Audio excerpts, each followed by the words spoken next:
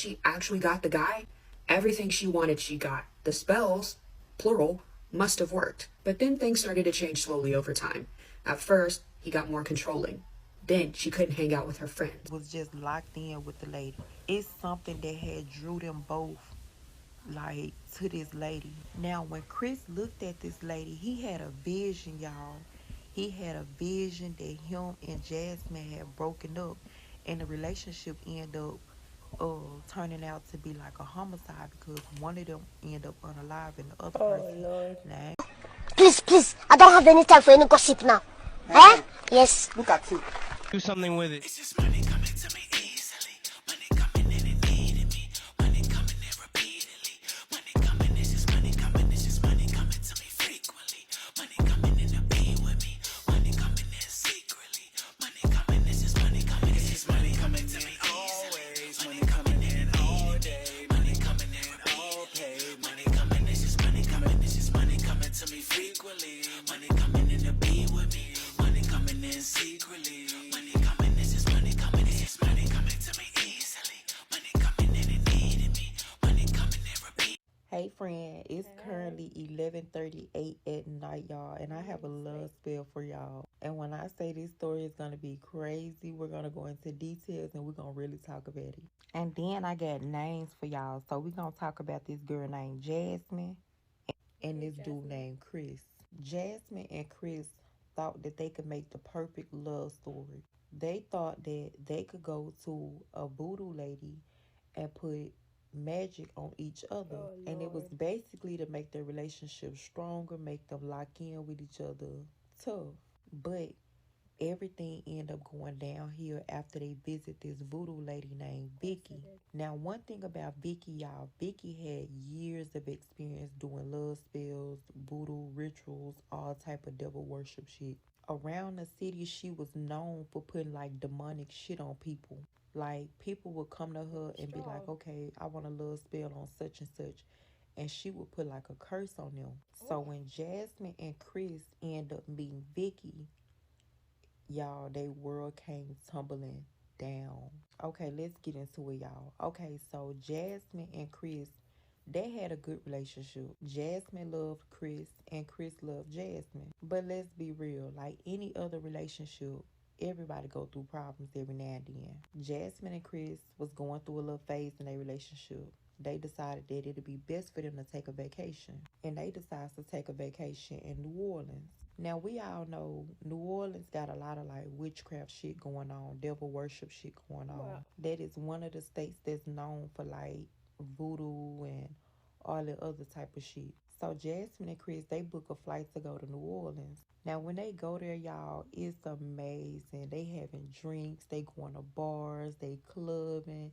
They got a nice ass room, like everything is going good. So y'all, they get to New Orleans. Chris had booked him and Jasmine this big nice ass hotel. I'm talking about 5-star bitch. When she walked in, it was rose petals everywhere, all on the bed, on the floor, on the counters.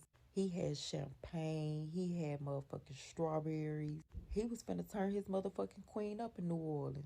Now, let me just give y'all a little background on Chris because Chris is a sweetheart. When I say he worshiped the ground that Jasmine walked on, he would do anything for Jasmine. His love was deep for Jasmine. And Jasmine knew that. And Jasmine also felt the same about Chris. But like I said once before, y'all, everybody go through phases in their relationship.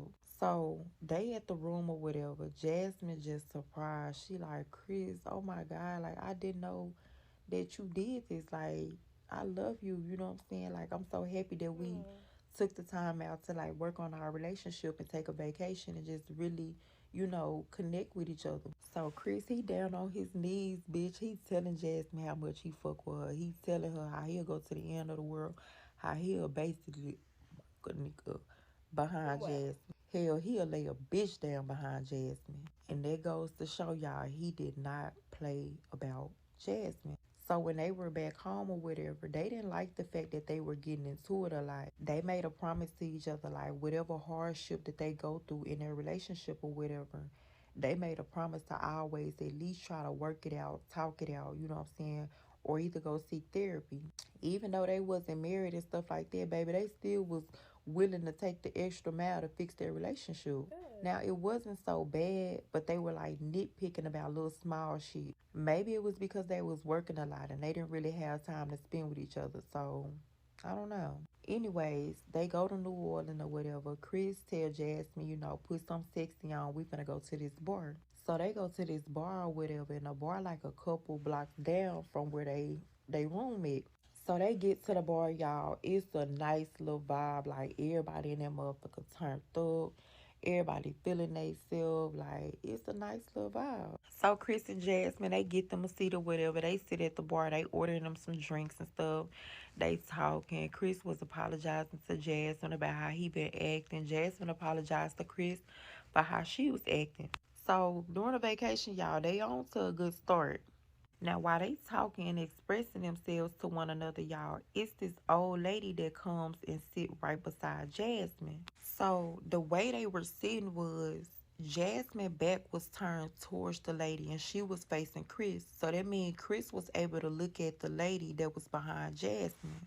So Chris realized that the lady had this set of pearls on that was like real shiny, like it was a real unique pearl. So he was looking at the lady while Jasmine was talking to him, but Jasmine whole time thinking that he looking at one of the dancers or he looking at one of the females that's behind her. So she turns around to see who is Chris looking at. Jasmine looks at the woman and Oh, Lord. like was just locked in with the lady. It's something that had drew them both like to this lady. Now when Chris looked at this lady, he had a vision, y'all. He had a vision that him and Jasmine had broken up and the relationship ended up turning out to be like a homicide because one of them ended up unalive and the other Oh, person. Lord. Now I ain't gonna get too deep in to tell y'all who unalived who. You just gonna have to stay to the end. But what's crazy, y'all, Jasmine had that same vision. That same vision. And they only had this vision when they looked at that woman and them pearls that she had around her neck. Now, for a minute, Chris and Jasmine thought this lady had hypnotized them, but then again, how could she Hypnotized. hypnotize them and she wasn't doing no hand movements? She was really talking to the Well, bartender to make her a drink. But they had locked in, that her pearls had caught their attention. And they were just drawn to her like y'all. They couldn't blink. They like it took them a minute to come back to it. And when they did, they looked at each other like, damn. You know what I'm saying? Like it seemed like they both had knew like that they saw something in this lady. So after Vicki ordered her drink or whatever from the bartender, she turns to Chris and Jasmine and she just like, hey, how y'all doing? My name is Vicki. Y'all not from here, are y'all? And Jasmine was like, no, we're not from here. We're visiting. We're on vacation or whatever, just working on our relationship. Now, Chris looked at Jasmine sideways like, girl, don't be telling this lady our business. Like, we don't know right. her. She don't know us. But Jasmine looking at her like, she innocent. She old. What can she do? Little did they know this lady was a whole damn witch. And Okay. since they were not from New Orleans, they knew nothing about this lady background. They knew nothing about this lady being known for putting curses on people and, you know what I'm saying, just messing up people's lives. Everybody in the city stayed away from that lady. Everybody. So y'all, while they making small talk or whatever, it's this song that came on and it was a slow song. The lady asked Jasmine if she could have a dance. Jasmine turns to Chris and, for Chris approval, like, can I dance with the lady? Chris is like, go ahead, you want to dance, go ahead. I ain't tripping. So y'all, while they on the floor, they dancing or whatever. The lady, she doing like these little hand waves and stuff like that in Jasmine's face. Like it wasn't normal the way she was dancing. Like it wasn't really a dance. It was more like a ritual. Like she was casting something on Jasmine. And Chris, Chris just sitting back and he watching and he find that shit weird. The way she move and the way her body move and the way she moving her hands and stuff, the way her pearls is just hitting her, like the light hitting her pearls and stuff. Like it's just something about this lady that threw Chris off. Jasmine not thinking nothing of it. She thinking it's just an old lady coming out to a bar, looking for a nice time or whatever. Mind y'all, they had that vision. Keep that vision in mind. Okay, it is currently 12:10 a.m. and I'm finna make part two. Okay? Y'all make sure y'all like, comment, and follow me for more videos. I will be dropping more story times. I've been writing, and when I say baby, this ain't even my good. Now, see, that's how people end up getting into troubles that they shouldn't have gotten into in the beginning. Because what do you mean your relationship was perfect, but you wanted to put a spell on each other to make it more perfect? You already loved her, she already loved you. Why did you have to go and tampered with something that shouldn't be messed with? First of all. And then secondly, what I noticed also is the fact that they were saying, oh, it's an old lady, she couldn't be that harmful. That's how you get yourself in trouble, because you never know. It'd be the same little old lady that you think is so cute that she's somebody's grandma, she should be baking cookies, that could easily change on you quickly. Because I remember I was watching that crime show on Netflix, and it was this old lady who was literally, carrying kittens and bringing kittens around for people to play with her kittens and all that stuff. And she was the one that was killing all the residents that lived in her private assisted living, that she was basically taking all their checks, right? So I don't put nothing past nobody. Even someone who is giving away kittens, because you never know.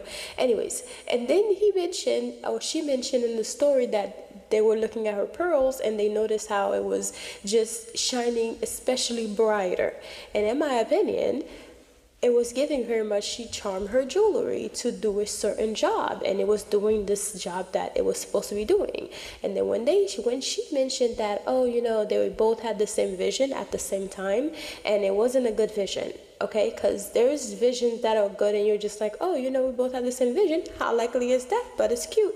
But when you have a vision like this where something happened where, people are unalived in the vision and you both had it at the same time, and especially when it has to do with somebody else, a different entity that is a stranger to you, I would focus more on that. Because to me, why are we both having the same vision, and why does it have to be this bad, right? And in my opinion, they didn't follow their God mind, which is inside of you, which is your second sense or your hunch that you have to help you out of situations. A lot of people are always claiming that they listen to God's voice, but they're not really listening to that little voice in their head, which is the God mind, the God mind that you should be listening to. And in situation where you need to your first sense need to kick in.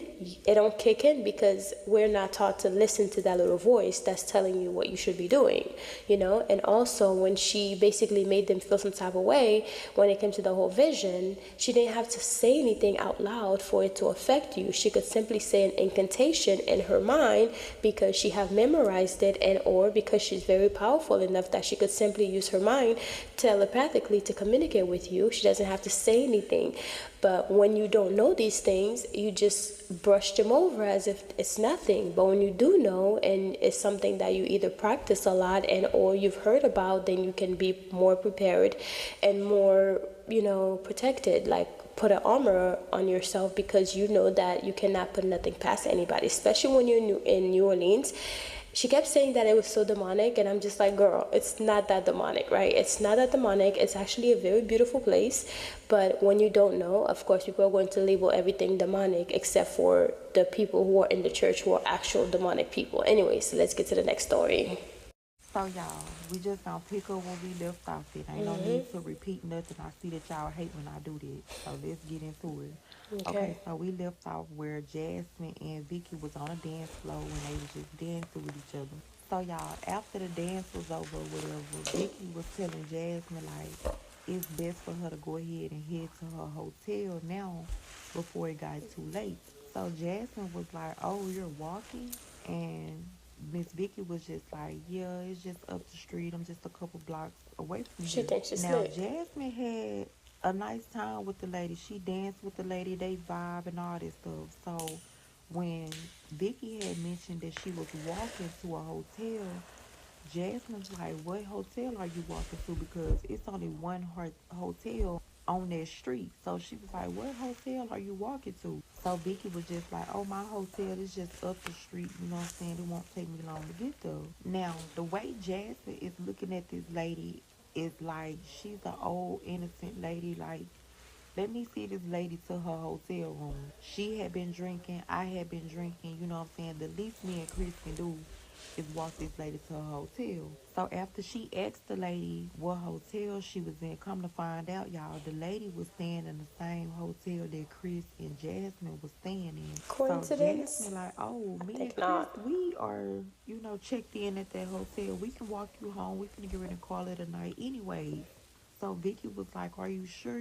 I don't want to be a bother to y'all. I don't want to, stop y'all night early. So Jasmine let the lady know it's no problem with them walking her home. Now, mind y'all, when they was dancing and stuff, Chris was looking at this lady the whole time. It's just something was off about this lady that Chris couldn't put his finger on. So Jasmine told Vicky, hold on real quick. Let me inform Chris that we finna go and we'll be ready. She goes to Chris to tell Chris, the lady she's in the same hotel we in.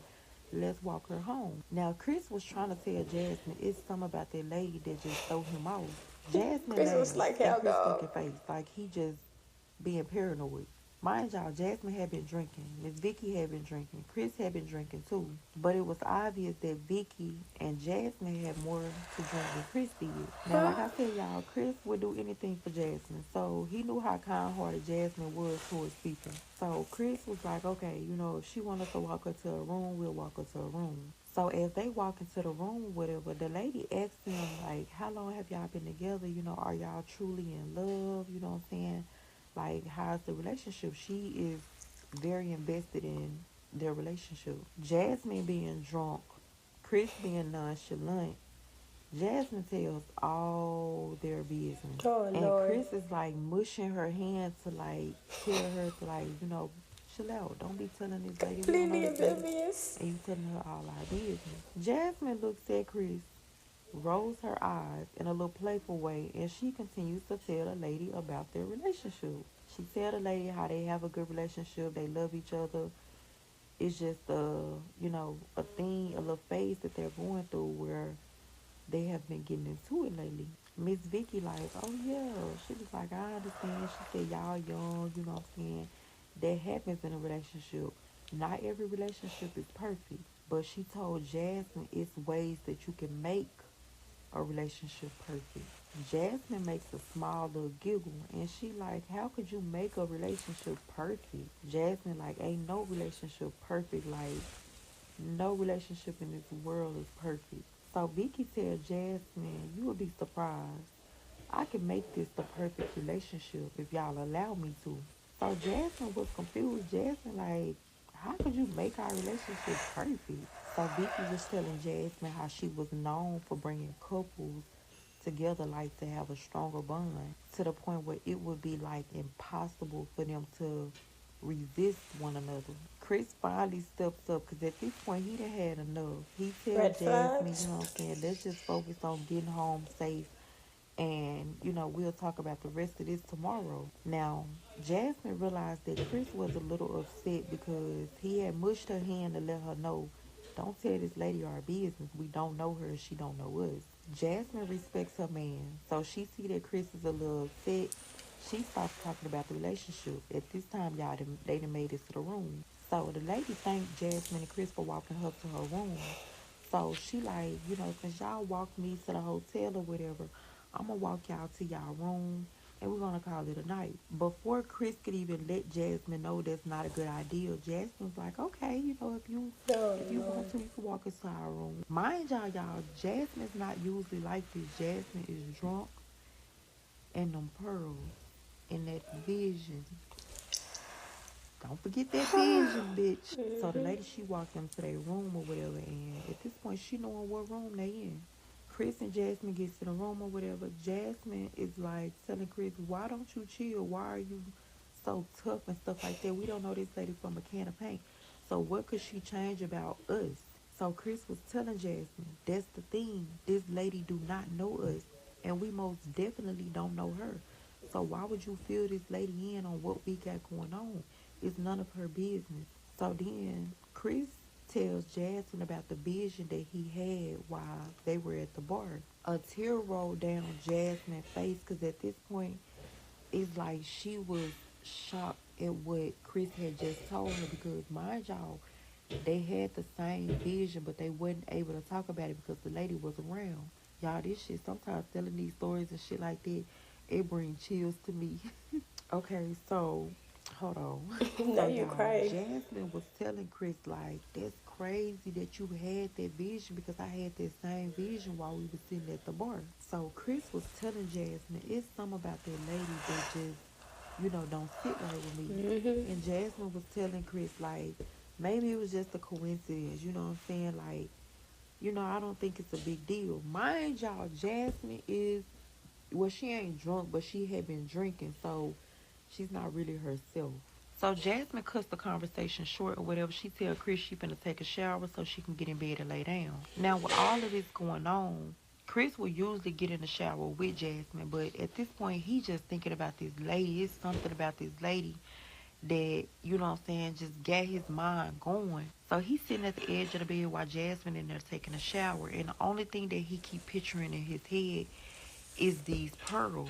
Every time he would think about them pearls or whatever, his vision of what he saw, with him and Jasmine, like trying to hurt each other, it started getting like stronger and stronger every time he thought about them pearls. Every time he pictured them pearls in his head, he would have a vision. Now Jasmine would have these visions too, like when she thought about the pearls. Now mind y'all, because she had been drinking more than Chris, she wasn't really thinking about the pearls. She was thinking about how good of a time she had and how, her and Chris is in love and, this and that. She wasn't thinking about nothing that lady had said until the next day. Jasmine gets out the shower. She gets in bed. At this point, she's tired. She goes to bed. Chris finally gets up and go get in the shower. Still, this man still had this woman and them pearls on his mind. And that vision just kept getting deeper and deeper. Like, it was just, he could see it clear and clear each and every time he thought about them pearls. Anyways, y'all, like for part three. Part three. Okay, so Chris gets in the shower or whatever, and when he gets out the shower, he gets in the bed. Jasmine is already asleep. Fast forward, y'all, it's the morning time. Jasmine's sober at this point. Jasmine and Chris got their head on right.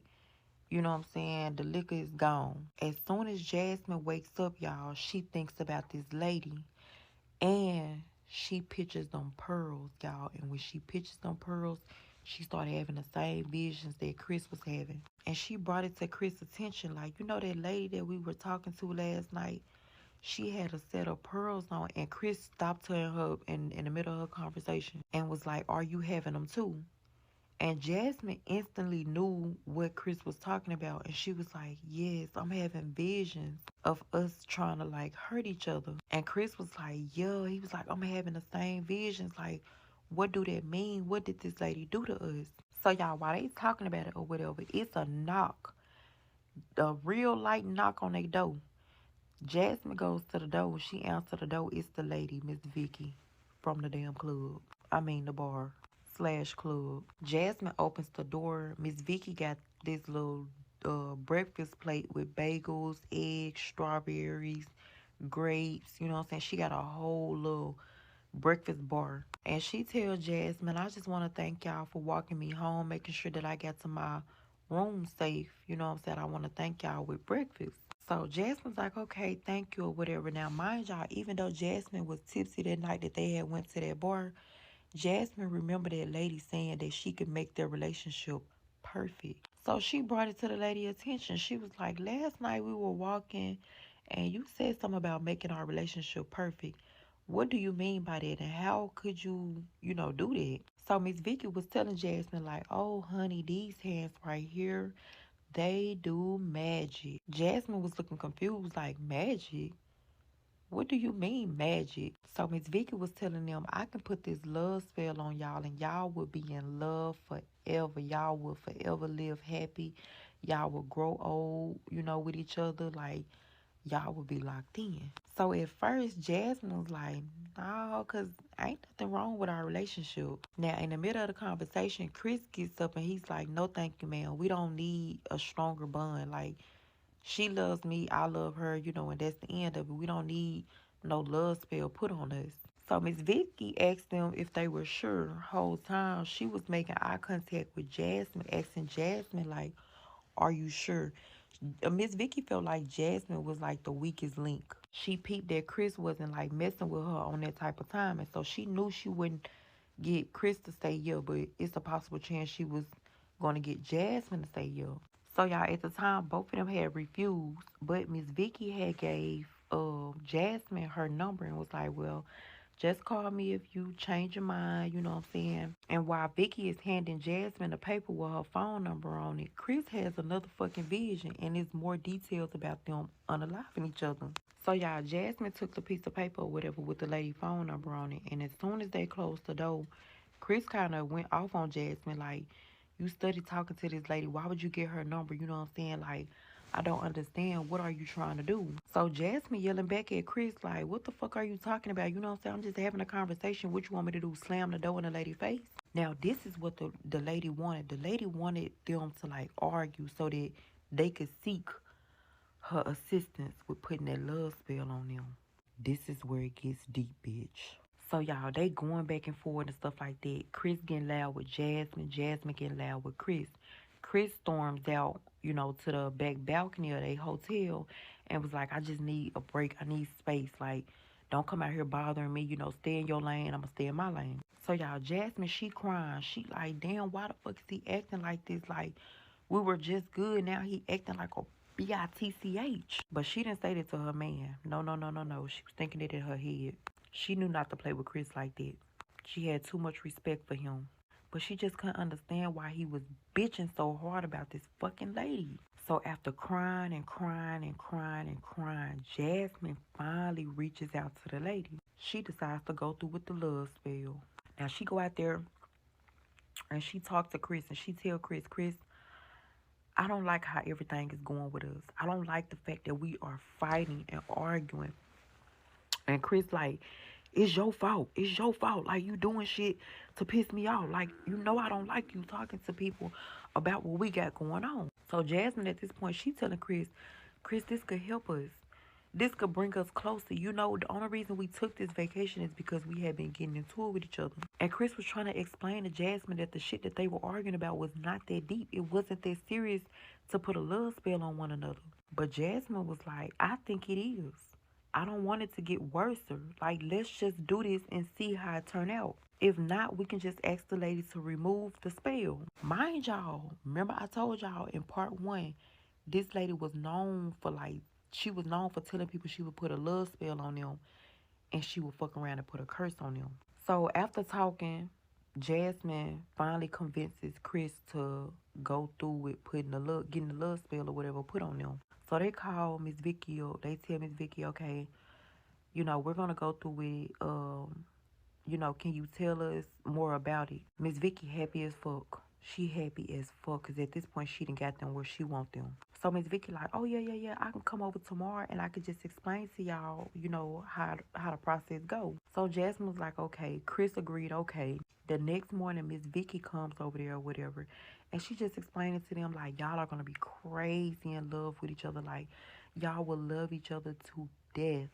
That right there should have raised a red flag. And they should have just been like, nah, this bitch is crazy. I don't never want to love somebody to death. But let's continue. So she like, okay, how long will it take to work? And, will the fights and arguments and stuff like that, will they stop forever? Miss Vicki was telling them you would never, ever disagree with each other ever in life again. Y'all would be as if y'all are one. Jasmine excited. Chris ain't too motherfucking excited about this shit. Chris still having doubts about this lady. It's some about them damn pearls and that vision he had that's just throwing him off. But Jasmine on the other hand, she's having visions too. And she's viewing them pearls too. But Jasmine is more so pushing it to the back of her head. She looking at this lady like she old. This lady is innocent. She wouldn't even hurt a fly. Come to find out, this bitch is the evilest bitch on earth. Anyways, y'all, to make a long story short, she put the motherfucking love spell on the motherfuckers, and Chris had got real motherfucking demonic. Like, he would beat the fuck out of Jasmine. I'm talking about beat this bitch bloody. And what's so crazy, he would do it like, he would wake up in the middle of the night, he would have a bad dream, and we would wake up and just get the beating on Jasmine. And the same thing for Jasmine. Jasmine would have a bad dream about Chris, and she would just wake up and get the beating on motherfucking Chris. And y'all, one day, Jasmine had went too far. She grabbed this big hard object that was in the room, y'all, and she just got it and just got the bashing Chris head in, bashing his. It's like in their dreams, something was telling them to like unalive like the other partner. Like Jasmine dream was telling her to unalive Chris before Chris unalive her. And Chris was having dreams about unaliving Jasmine before Jasmine unalived him. Now, one thing about it, y'all, they would never sit and talk about this dream to one another because they felt like, oh, if I tell him the dream that I had, he might try to take me out. And Chris felt the same way. Like, if I tell her what dream I had, she might try to hurry up and take me out. So, y'all, they kept their dreams to one another, but they were plotting on each other at the same time. So, Jasmine called a lady or whatever after she did what she did to Chris, and she told that lady, I unalived my boyfriend. The lady told Jasmine it's okay. She can bring Chris back to life. Jasmine crying. She like, how? How can you bring him back to life? I literally killed him. Vicki comes over there with this big ass motherfucking bag with this big ass trench coat. All type of candles and crystals and all type of weird ass shit in this motherfucking bag. Before she know it, her and Jasmine sat on the couch, y'all, and did this little spell over Chris and of bringing Chris back to life. Anyways, y'all, I told y'all I was gonna go into details with this shit. I'm not fucking playing, bitch. Like for part 4.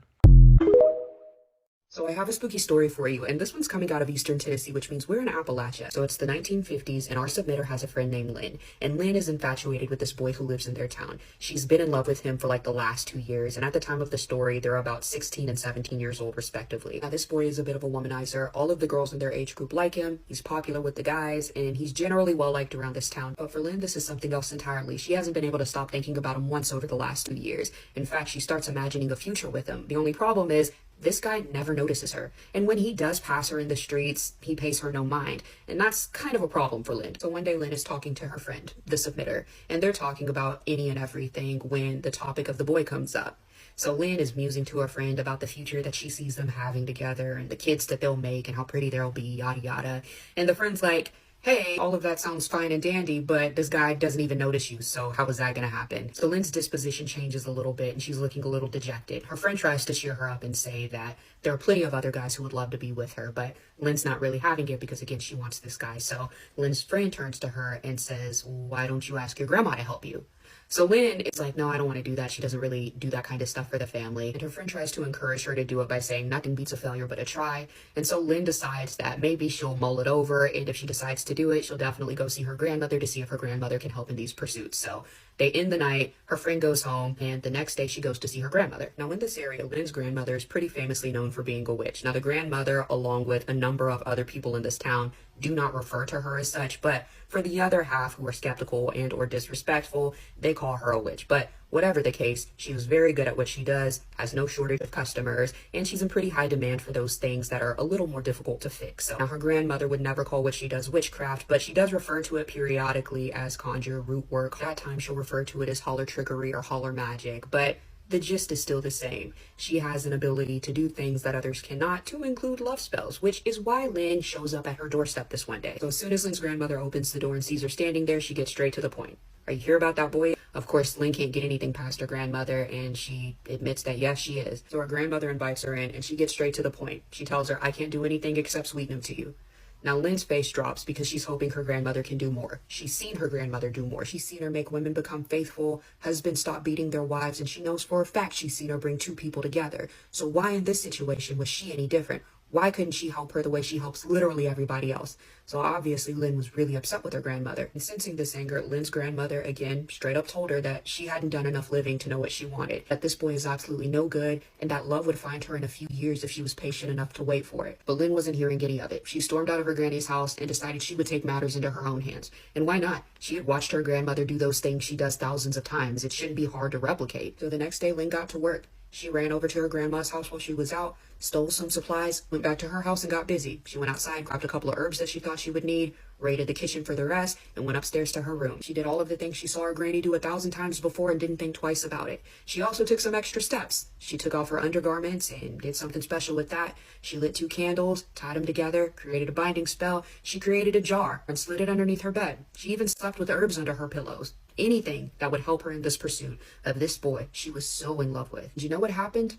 Nothing. Absolutely nothing. Until about 7 or 8 months later, he started showing up in places she would be. And at first she thought it was a coincidence, but then it seemed more intentional. And then a little while after that, would you believe that she actually got the guy? Everything she wanted she got. The spells, plural, must have worked. But then things started to change slowly over time. At first, he got more controlling. Then she couldn't hang out with her friends. And then the day came where he put his hands on her, slapped her right across the face, bruised her cheek. He then wanted to get married, but at this time, she started to lose interest in him for a number of different reasons. He didn't really want to do anything with his life. He was always trying to control her. She had also started to fall in love with somebody else, but he couldn't let her go, and she couldn't understand why. One night, things came to a head when he showed up at her house in the middle of the night, but this time with a friend. He threatened her that if she didn't come outside, he would have her entire family killed. A part of her knew that he meant it, and so not wanting that to happen, she pleaded with him that she would meet him tomorrow if he would just leave. And he agreed, but under the condition that she keep her word. Now, the next day before Lynn is supposed to meet her boyfriend, she goes over to her grandmother's house to explain what's happening and see if she can help her.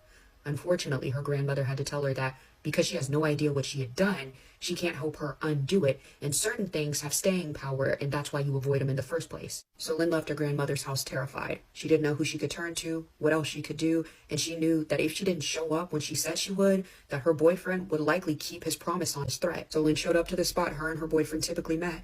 And unfortunately, this would be the last time the submitter would see or hear from Lynn, because a couple of months later, her body was found 2 counties over, bloated and left in the hot summer sun. Lynn had been unalived by her boyfriend. Now, the submitter thinks that all of it had to do with Lynn's love spells gone wrong, but it can't be proven. Maybe the boyfriend was just an obsessive asshole. But the submitter reasons that the grandmother knew all along, and one of the things she told Lynn before even attempting what she did, that the boy was absolutely no good, and yet Lynn wanted to have him. She needed to have him so bad. She ignored everything. And one of the saddest things the submitter told me is that when she's back visiting her hometown, periodically she'll drive past Lynn's old house and she'll see her walking around out there, and she knows she's long gone. So it's just unsettling overall, but I want to know what you guys are thinking. Could the boyfriend have just been an asshole with a mean streak all along? Could it have been Lynn's love spell gone wrong?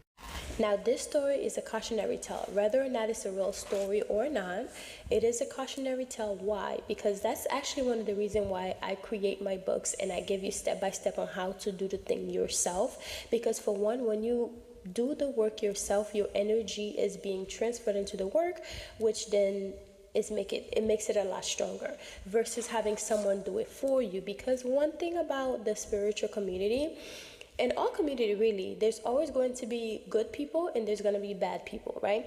And there's some people who will do the work for you. Not that they're not talented, not that they don't have the gift. They will do the work because they have the gift and they will charge you for it, which I highly recommend. If you get any spiritual work done, you must pay the spiritual practitioner who does the work for you, because one, their spirit has to be paid. And also, their gift is free, but their time is not. So I highly recommend you have to pay your spiritual people whenever you get work done, or else whatever comes to you is you, right? It's on you. But in my opinion, there are some people who will do the work for you, and they will give you a good 2-3 months of a run of good luck, right? And that's not everyone. But sometimes when you run into scammers, this is something that could happen. Not necessarily because the work is not done properly, but because they want to scam you and make you come back. They will do the work and then they will counteract the work and make it bad in order for you to come back. So the first 2-3 months is great. So it lets you know that what they've done worked. But then something starts to happen where you feel like you have bad luck again. So now you have to go back and pay more, and you pay more and you pay more to continue to get more work done, and it's like a whole cycle unless you go to somebody else, and then you get somebody else, and then the person tell you, oh, I'm not going to work over somebody else's work. You got to start over. So you got to start over, pay more money, and then start over. So in my opinion, when it came to that old lady that they connect with, one, because they're new to the town, they don't know anything about her, so she could have been like a serial unaliver. They wouldn't know, right? Because they haven't really talked to people enough in the town to know that this lady cannot be trusted. So what she did was, her pearl was already charmed. It was charged to seduce people, which is a way of anchoring people back to her. So whatever the pearl had in there, her necklace had, it was able to keep them thinking about that pearl that she was wearing, so then they can match the face to the person, right? And also, even if they were to go back home and they didn't get the work done, something would pull them back to New Orleans to come back and find this lady with the pearls. And another thing too that she did is that she found the weak link in the situation. Not to say that the lady is weak, but she was the weak link in that situation, especially mixing that with alcohol, which is alcohol, which is a body-eating spirit, and that's what they feed spirits, It's easier because now your guard is down, your vibration is low, so therefore it's easier for anything to penetrate your aura. So she was able to communicate with the girlfriend because she was the weaker link, because she was under the influence of alcohol. Because what happened is, when you drink, is your body becomes almost like Swiss cheese, and you have like holes in your body where entities can come in. So I'm pretty sure that lady had some sort of entity that was doing the extra work for her, although in the physical she was there putting in the work, but also she had entities, in my opinion, that she had working behind the scenes for her. That is the reason why they were both having dreams, the same exact dreams of what could have happened. And in my opinion, those dreams, just like I said before, were basically their intuition telling them, hey, you gotta watch out, you gotta stop and think about it. This was like a premonition of what was going to happen, but they didn't listen. They went ahead and went with the spell anyways, and she cast a spell for them. They paid for it, and then she told them that she could bring the boyfriend back to life. And I don't know any spiritual person, unless you're in Haiti and you're using some really, really powerful magic to bring back someone from the dead, which then will turn them into a zombie, not really necessarily who they were before. I don't know of any spiritual person that can bring a dead person back to life. And I'm pretty sure she told her that she could bring him back to life for this amount of money, right? It wouldn't be for free.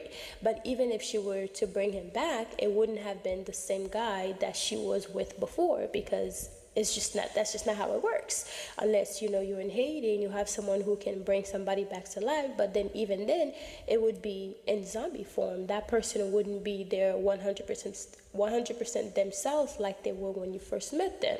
So all of this, to me, in my opinion, is a whole ball of red flag. Whether the story is true or not, it's a whole ball of red flag, and it's a cautionary tale to be careful who you mess with, and also be careful and use your discernment when it comes to stuff like this. People are not using their discernment. They're not listening to that God mind that's in their mind when it's telling them something, because there's no way that you both had the same vision and don't think twice about it and think, hey, there's something wrong, and or feeling them some type of way about this lady's necklace and the way she was reading yours mind. Like I said, we're going to touch up some stuff on this book. So in this book is called Spell of Abundance, Love, Wealth, and Protection.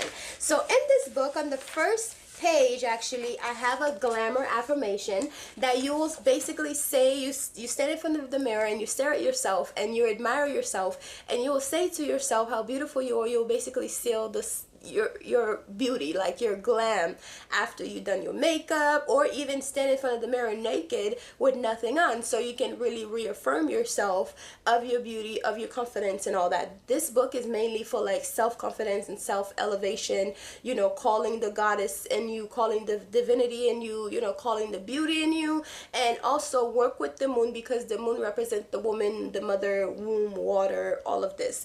So yeah, I have all the steps in here of all the spells that you need to do. It even has one to get rid of unwanted guests. It's pretty funny. To get rid of unwanted guests. And this book right here, right? So I'm gonna run down real quick of all the materials that you're going to need. You will need a brand new broom. It has to be brand new. and you'll need a piece of parchment paper, a black pen, a black trash bag, because we're going to get rid of this sucker, right? And of course your intentions. And also I have spells on here that you can say. I have daily affirmations, and also I have spells on here that you can do every single day to work with the energy of the planets of the day, and also the archangels that work with the day. So anyways, there's so many spells. There's a 7-day manifestation spell with archangels, and let's see, a 30-day money spell with bay leaves and the Fihu sign, which is a money sign.